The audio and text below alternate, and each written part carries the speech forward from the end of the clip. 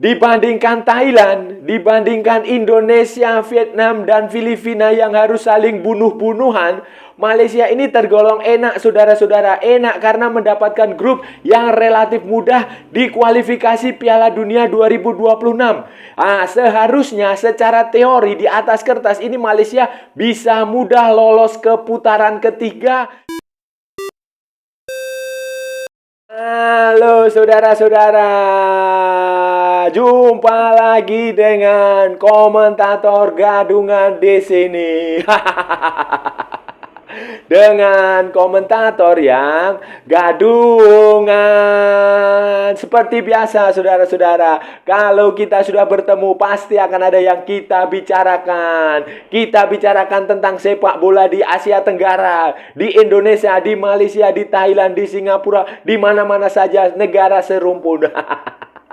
Dan apapun kita bicarakan saudara-saudara, baik yang bermanfaat maupun yang tidak bermanfaat, baik yang berguna maupun yang tidak berguna, baik yang serius maupun yang bercanda, pokoknya bebas saudara-saudara, bebas, bebas, bebas. Yang penting sopan.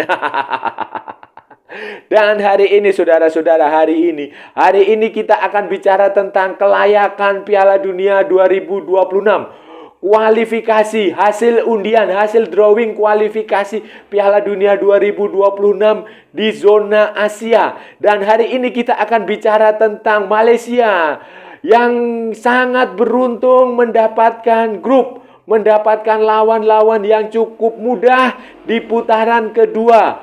Ini bisa dibilang mudah saudara-saudara, bisa dibilang walaupun peringkat lawan Malaysia ini lebih tinggi, tetapi secara teknis, secara kualitas penampilan di lapangan, secara materi permain ataupun secara tradisional, peluang Malaysia ini sangat besar. Saya berani bertaruh peluang Malaysia ini sangat besar karena grupnya ini jauh lebih mudah daripada grupnya Thailand.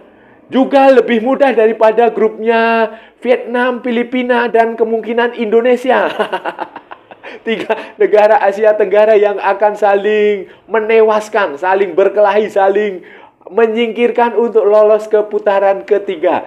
Nah, ini akan seperti apa saudara-saudara? Ini akan kita bahas, akan kita ulas, akan kita analisis, akan kita omongkan, akan kita perbincangkan di edisi kali ini saudara-saudara. Saudara-saudara, begini saudara-saudara, yang ditunggu-tunggu, yang dinantikan, yang diidam-idamkan, yang dinantikan oleh para penggemar fans sepak bola di negara Asia Tenggara maupun di Asia secara keseluruhan itu akhirnya datang juga pada hari Selasa tanggal 25 Juli 2023 di markas besar AFC di Kuala Lumpur. Drawing penentuan grup maupun playoff itu dilakukan di sana, dan hasilnya saudara-saudara, hasilnya Indonesia sebagai negara berperingkat rendah 150 FIFA harus melalui putaran pertama playoff menghadapi Brunei Darussalam. Jika lolos nanti akan langsung ke putaran kedua, akan tampil di grup F bertemu dengan Irak, Vietnam, dan Filipina. Sementara negara lainnya, negara ASEAN lainnya, Thailand yang berat itu, yang raja di sepak bola Asia Tenggara itu akan berada di grup C, di grup maut, grup neraka, akan bertemu dengan Korea Selatan, akan bertemu dengan China. Tiongkok akan bertemu dengan Cina, saudara-saudara. Dan tim keempatnya adalah Singapura juga dari Asia Tenggara atau Guam. Beda dengan tim Asia Tenggara lain, saudara-saudara, Malaysia ini relatif lebih menguntungkan, saudara-saudara. Lebih lebih beruntung lah, lebih mendapatkan grup di grup D, grup yang lebih mudah karena di situ ada Kyrgyzstan, ada Oman, dan menunggu pemenang antara Chinese Taipei, Taiwan, dan Timor Leste. Saudara-saudara, ini dibandingkan grupnya Thailand yang ada yang ada Korea Selatan dan ada Cina, ini jauh lebih mudah dibandingkan grupnya Vietnam, Filipina, Irak, Indonesia yang semuanya merata. Kalau di grupnya Vietnam, Indonesia, Filipina, dan Irak ini merata semua. Jadi chance-nya, peluangnya itu semuanya 50-50. Ya kalau 4 tim ya berarti ya 25, 25, 25, 25. Sama semua, saudara. Tetapi kalau di grupnya Malaysia ini relatif lebih mudah. Kenapa saya bisa mengatakan seperti itu, saudara-saudara? Karena walaupun Oman itu berasal dari Timur Tengah, dari Middle East, dari Asia Barat, saudara-saudara, kekuatan mereka ini tidak seperti Qatar, tidak seperti United Arab Emirates, tidak seperti Arab Saudi, tidak seperti Jordania, tidak seperti Irak, tidak seperti Iran. Tidak seperti itu, saudara-saudara. Tidak seperti itu. Mereka memang ranking FIFA sekarang ini memang ada di peringkat 73. Tetapi kalau kita melihat kualitas permainannya, mereka biasa-biasa aja. Dibandingkan Malaysia, ya ini saya masih bisa mengatakan Malaysia sedikit. Ya bukan sedikit, mungkin setara dan peluang Malaysia untuk mengalahkan Oman, untuk menahan imbang, draw ini cukup besar, saudara-saudara. Jadi jangan perlu takut, apalagi Oman ini mayoritas pemainnya berkompetisi di dalam negeri, di Liga Premier Oman. Hanya beberapa yang bermain di luar negeri seperti di Qatar dan di Emirates Arab. Tidak ada yang bermain di luar negeri di Eropa sejak kiper mereka pensiun. Ali Al-Habsyi. Sejak Ali Al-Habsyi pensiun, mereka tidak punya lagi pemain yang berbasis di luar negeri. Jadi jangan cemas terhadap Oman. Selain Oman, Malaysia juga akan bertemu dengan Kyrgyzstan. Nah, Kyrgyzstan ini sekarang ada di peringkat ke-97. 97 per 20 Juli 2023 kemarin mereka ada di peringkat 97. Nah, walaupun itu di atas 100 besar, tetapi mereka juga biasa-biasa aja, saudara-saudara, tidak istimewa. Beda cerita jika itu Uzbekistan.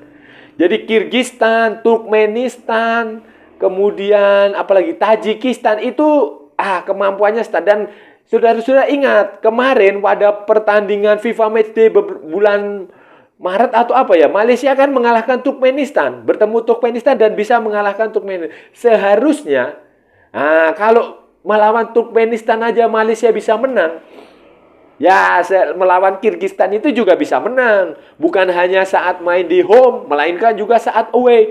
Karena ya mereka bukan negara besar. Seperti yang saya bilang, mereka bukan Uzbekistan. Kalau Uzbekistan, oke lah, mereka levelnya sudah dunia. Banyak pemain mereka yang merumput di Rusia. Banyak pemain mereka yang merumput di Italia. Banyak yang main di Eropa. Tetapi Kyrgyzstan ini, saudara-saudara, Kyrgyzstan ini mayoritas pemainnya itu bermain di kompetisi dalam negeri. Yang tentu saja Liga Kyrgyzstan itu tidak sebagus Liga Malaysia, Liga Super Malaysia, bahkan tidak sebagus Liga 1 Indonesia. Itu sudah. Dan mereka mayoritas main situ, hanya ada beberapa yang bermain di Rusia.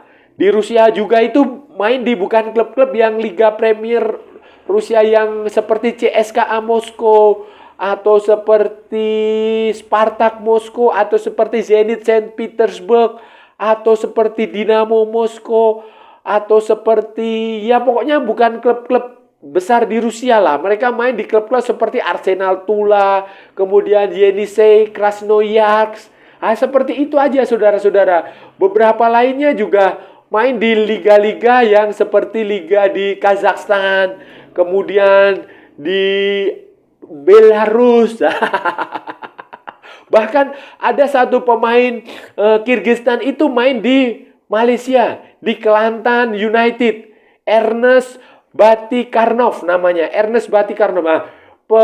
Penggemar sepak bola Malaysia pasti tahu siapa pemain ini. Dia bermain di Kelantan United mulai 2023 ini. Mulai 2023 setelah sebelumnya main di mana ya? Di Abi Abdis Atakan. Posisinya adalah penyerang dan dia sudah bermain 10 pertandingan di Liga Super Malaysia sejauh ini, saudara-saudara. Selain Kirgistan dan apa tadi?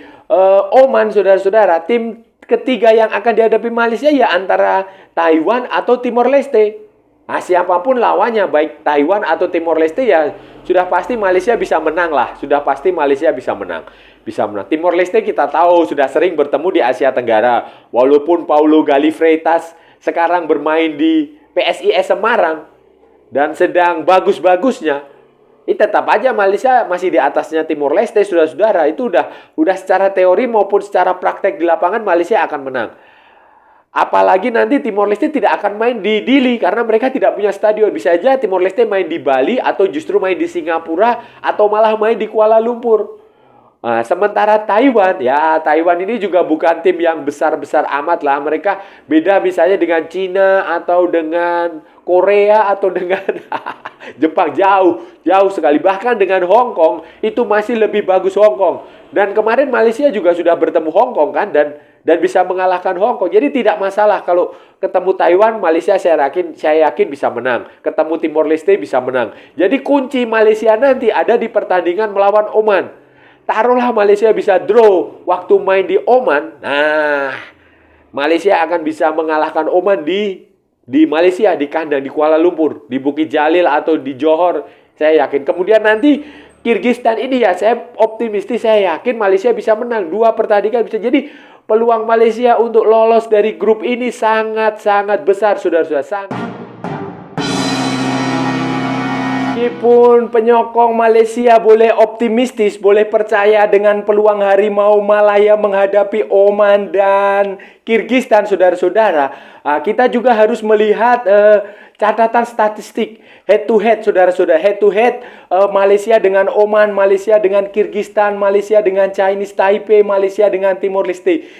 Dengan Oman, saudara-saudara, catatan menunjukkan bahwa Malaysia sudah bertemu 5 kali. Dan sayangnya Malaysia hanya pernah menang sekali.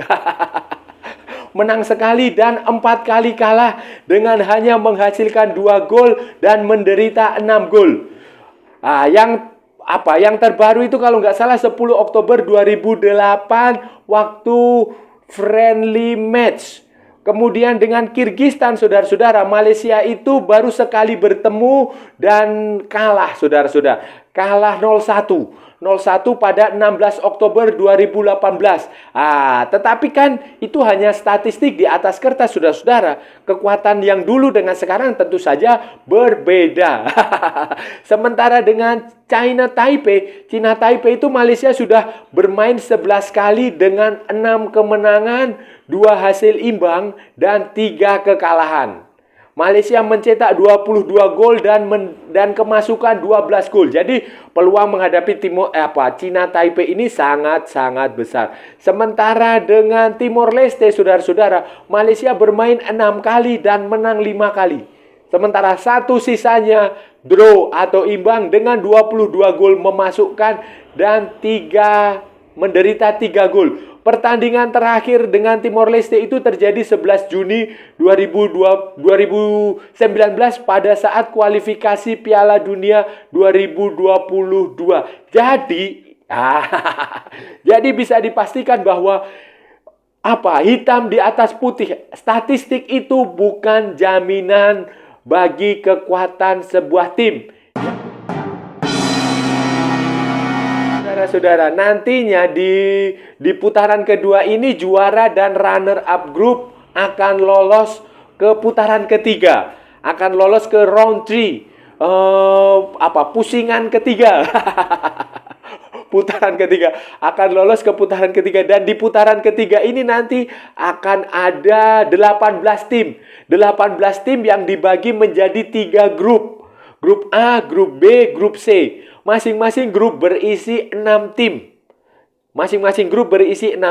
Dan juara runner up masing-masing grup ini akan lolos ke Piala Dunia 2026 di Amerika, Kanada, dan Meksiko. Jadi dari putaran ketiga ini akan ada 6 tim. 6 tim yang lolos ke langsung otomatis ke Piala Dunia. Sementara peringkat ketiga dan keempat itu akan tampil lagi di putaran keempat, di pusingan keempat, di fourth round. Di putaran keempat ini nanti ada 6 tim, saudara-saudara. Ada 6 tim. 6 tim ini akan dibagi lagi menjadi 2 grup. 2 grup. Dan juara-juara masing-masing grup ini, jadi satu grup 3 tim kan. Nah, juaranya itu, masing-masing juaranya itu akan lolos ke Piala Dunia 2026. Jadi akan ada 2 negara yang lolos. Setelah tadi sebelumnya di putaran ketiga itu ada 6. Jadi total ada 8 tim yang lolos ke Amerika Utara, ke Amerika Serikat, Kanada, dan Meksiko mewakili Asia. Kemudian saudara-saudara, runner up-nya peringkat kedua. Peringkat kedua di masing-masing grup di putaran keempat ini akan tampil di playoff Asia. Asia playoff akan tampil di playoff Asia, runner up-nya ya. Dan pemenang playoff ini akan mendapatkan tiket untuk playoff interzone. Dengan zona lain, dengan konfederasi lain. Dan ini belum tahu, belum pasti apakah kita akan bertemu dengan CONMEBOL di Amerika Selatan, CONCACAF di Amerika Utara, atau CAF di Afrika, atau OFC di Oseania.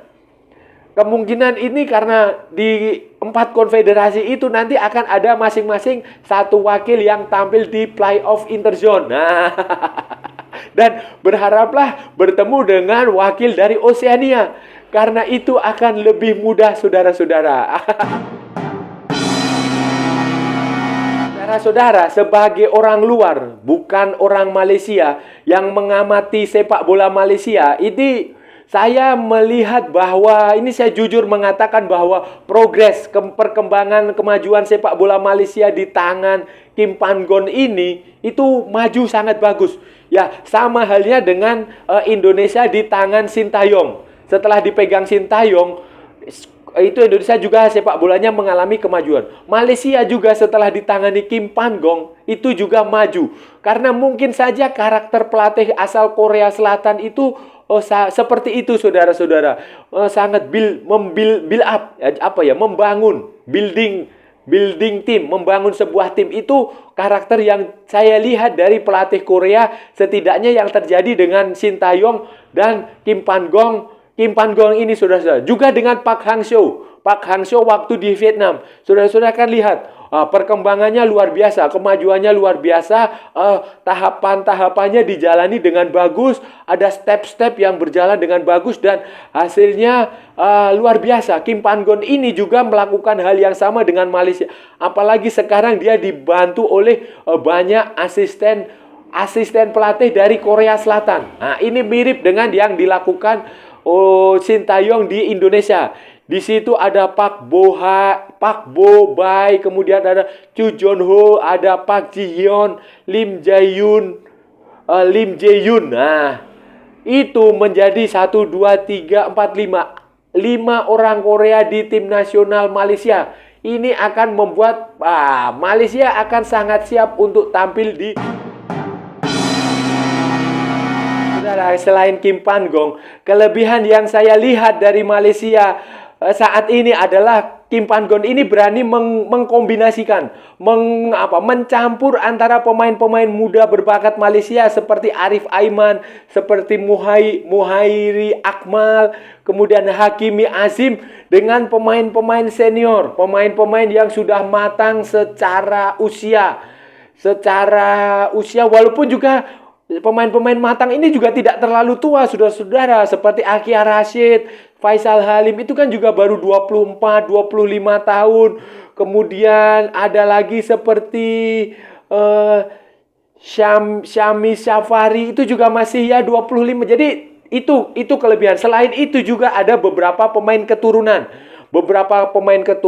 Dan beberapa pemain naturalisasi. Beberapa pemain keturunan juga usianya masih muda. Sebut saja Noah Lane. Itu juga baru 20 tahun di Finlandia.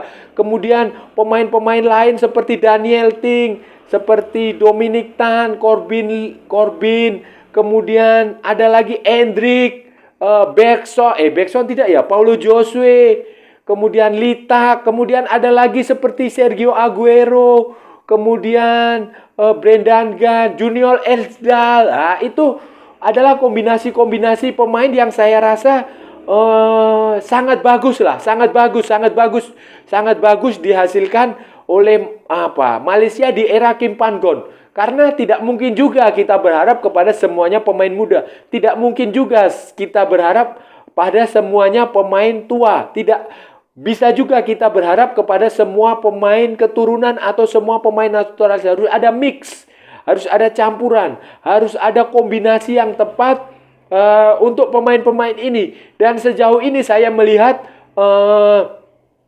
Malaysia, Kim Pan Gon sudah melakukan itu dengan cukup bagus. Di depan kita lihat lini serang Malaysia itu mengandalkan Arif Aiman dan Faisal Halim. Kemudian pemain seperti Paulo Josue itu juga perannya juga sangat bagus. Di belakang itu juga sama. Jadi saya rasa peluang Malaysia, komposisi pemain Malaysia ini sudah bisa bersaing dengan tim-tim lain di grup D. Itu tadi pembahasan kita hari ini, saudara-saudara. Kita sudah bicara panjang lebar tentang tim nasional Malaysia yang akan tampil di kualifikasi Piala Dunia 2026, tentang lawan mereka Kyrgyzstan, Oman, dan kemungkinan Cina Taipei atau Timor Leste. Kita tadi sudah memperkirakan, sudah memprediksi, sudah mengulas, dan tampaknya memang peluang Malaysia untuk lolos ke putaran berikutnya, putaran ketiga ini lebih besar daripada Thailand. Dan saya rasa sudah cukup ya saudara-saudara. Kita sudah bicara sampai mulut saya berbusa, saudara-saudara. Kalau ada salah-salah ya mohon maaf saudara-saudara, namanya juga gadungan. Tetapi kalau benar berarti sebuah kebenaran. Kalau saudara-saudara merasa channel ini bermanfaat, berguna, menghibur, menginspirasi, silahkan like, share, and subscribe. Tapi kalau tidak saudara-saudara, abaikan saja, skip. Tetapi jangan juga di-report, kasihan saya. Ikuti pula akun media sosial Komentator Gadungan, ada di Instagram, ada di Facebook, ada di TikTok. Oke saudara-saudara, sampai bertemu lagi di edisi-edisi berikutnya dengan tema-tema yang jauh tidak bermanfaat, dengan tema-tema yang jauh tidak berguna. Sampai bertemu lagi, salam olahraga dan merdeka.